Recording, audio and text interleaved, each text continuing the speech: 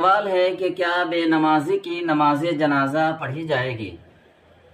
جواب سے پہلے یہ بات ذہن نشی کر لیں کہ اس کے متعلق بہت سارے احباب جو بھانت بھانت کی بولتے ہیں، ان کو سنجیدگی سے قرآن و حدیث کی روشنی میں مسئلہ بتانا چاہیے،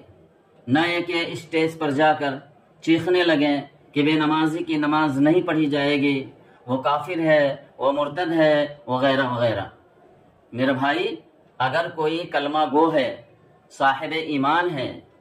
وہ کبھی بھی نماز نہیں پڑھتا ہے لیکن نماز کا انکار بھی نہیں کرتا ہے، تو وہ بہت بڑا گنہگار اور فاسق ہونے کے باوجود مسلمان بھی ہے، اور مسلمان کی نماز جنازہ پڑھی جاتی ہے، اس لیے بے نمازی کی نماز جنازہ پڑھی جائے گی۔ اس سلسلے میں مفتی اعظم حضرت مفتی کفایت اللہ رحمۃ اللہ علیہ کا فتویٰ ہے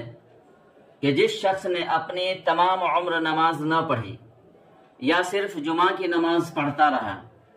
تو چونکہ نماز جنازہ کے لیے میت کا مسلمان ہونا شرط ہے، اس لیے اس کی نماز جنازہ پڑھی جائے گی۔ البتہ اس کا کبھی بھی نماز نہ پڑھنا موجب فسق ہے۔ ہاں، مقتدی بزرگ